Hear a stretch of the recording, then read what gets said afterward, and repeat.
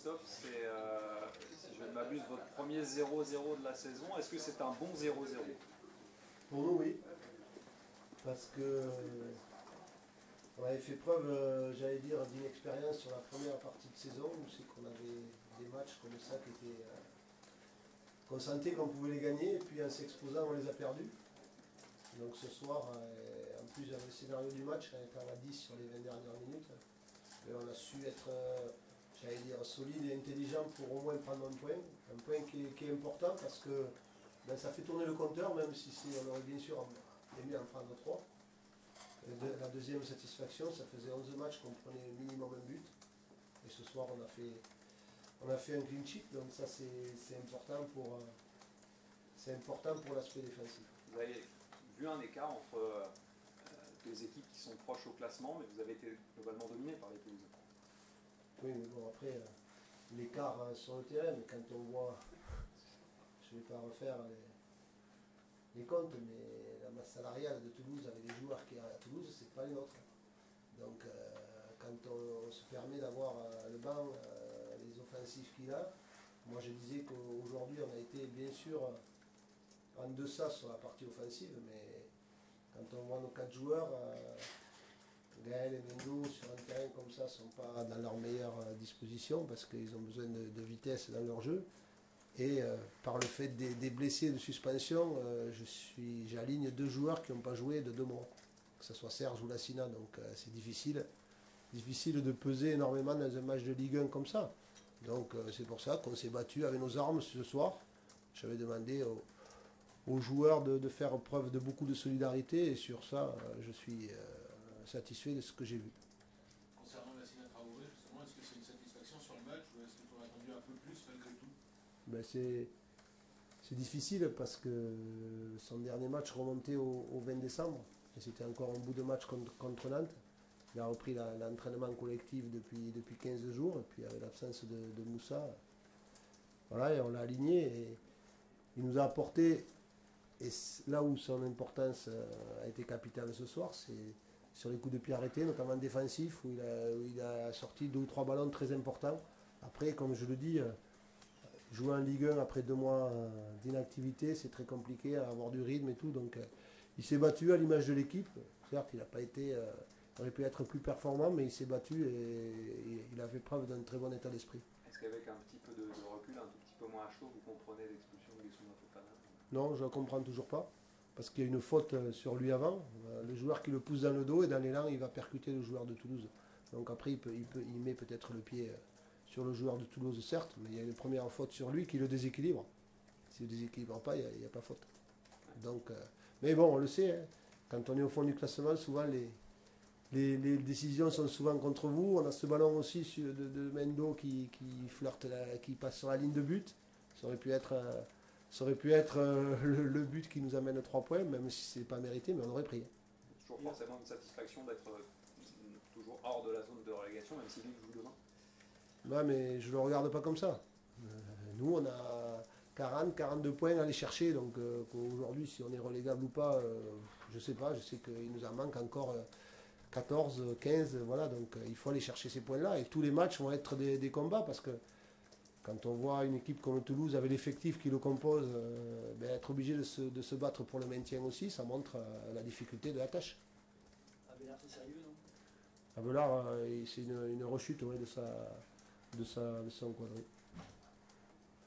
Tu perds 2 joueurs. Ouais, c'est ça, aujourd'hui on perd 2 joueurs en plus, quoi. On perd Abelard, on perd Fofana, et voilà, il faudra aller à Nantes samedi avec d'autres forces. Le public a répondu. Oui, mais je le dis, ce point, on le doit aussi au public, parce qu'ils nous ont poussés, ils ont aidé les joueurs, et notamment, c'est souvent paradoxal, mais je crois qu'on a dominé plus à 10 que ce qu'on a fait à 11 sur les 20 dernières minutes, donc ça prouve que ce groupe-là, grâce au public aussi, est allé chercher des ressources. Voilà, c'était ce que je leur avais dit avant le match. J'avais dit que dans l'adversité et dans les moments difficiles, c'est là où c'est que se révèlent les hommes avec un grand H et les groupes. Et ce soir, ils l'ont fait. Ça vous a fait quoi de croiser Michael Debève sur le bord de la Ouais, ça fait drôle. Je dis, voilà, on a travaillé ensemble il y a 3 ans, une partie de saison. Et puis bon, c'est le club phare de ma région, donc j'ai toujours supporté le TFC. Là, se trouver contre eux, ça a fait un peu bizarre. 30 secondes, après ça y est, on a oublié que c'est le TFC, on joue le match. Michael a failli se tromper de vestiaire en arrivant. Ah, lui, il a été joueur ici. Mais d'ailleurs, à la poignée de main, j'ai dit bienvenue chez toi. C'est clair. Plutôt content de ce point. Oui. Oui, parce que je dis, ça fait tourner le compteur. Puis il faut savoir, il y a des matchs voilà, avec des terrains qui sont difficiles, des moments où c'est qu'on n'est pas dans notre meilleure passe aussi, et ben voilà, on prend un point. On prend un point et c'est peut-être des points qui vont compter en fin de saison. C'est ce qu'on n'a pas su faire sur la première partie. J'ai le souvenir des matchs de Lyon ici où, voilà, pas vouloir se contenter d'un point, vouloir en prendre 3, on en prend 0. Ça aurait pu nous arriver. Donc, je sais que c'est une phrase toute faite, mais quand on ne peut pas gagner, il faut savoir ne pas perdre. On l'a fait ce soir. Les joueurs le ressentent aussi positivement que toi, ce point du nul. Oui, il y avait de la frustration dans le vestiaire parce que j'ai jamais demandé à mes joueurs de jouer un nul, jamais. Je veux toujours prendre 3 points, que ce soit à la maison ou à l'extérieur. Mais après, un rapport de force. Et ce soir, j'ai félicité les joueurs de l'état d'esprit qu'ils avaient eu, ils allaient chercher des ressources. Parce que c'est difficile aussi pour eux. Et voilà, c'est un point qui nous permet, comme je le dis, de faire tourner le compteur. Et ça, c'est important psychologiquement. On est sorti de cette période qui était vraiment le creux de la vague il y a pas si longtemps, où toi-même tu étais plutôt mécontent de certains comportements. Ça y est, on est revenu sur quelque chose de beaucoup plus positif. On repart, on est sur la deuxième moitié de saison qui redémarre. Ah, mais bon, on savait que le mois de janvier allait être difficile pour nous, pour diverses raisons. Mais après, voilà, les joueurs sont dans le projet jusqu'à la fin de saison. On voit le comportement qu'ils ont ce soir. Voilà, ils lâchent rien. Ils sont avec nos qualités et nos défauts, mais ce soir, voilà, on va jusqu'à la fin. Ce que je peux vous dire, c'est qu'on va être les armes à la main. Après, si les adversaires sont bien plus forts que nous, ils le montreront. Mais on va se battre avec nos armes jusqu'à la fin de saison pour remplir l'objectif de maintenir le club en Ligue 1. C'est tout. C'est exactement le même discours que l'an dernier, sauf que c'est pour éviter la descente. L'an dernier, c'était pas- Ouais, donc on ne joue pas de la même façon. Parce qu'on sait que quand on est en haut du tableau, il y a une forme de réussite et d'insouciance qui se met en place. Quand on joue pour le maintien, il y a une usure aussi psychologique qui est à prendre en compte. C'est pour ça que sur des matchs comme ça, je savais ce soir que ça n'allait pas être un grand match de football, et Mika l'avait dit aussi. Et on savait que ça allait être très proche, ça allait se jouer à rien. Et voilà, c'est des matchs où il ne faut pas faire de faute. Parce qu'on s'aperçoit qu'on peut gagner à 95e minute comme toi la fois.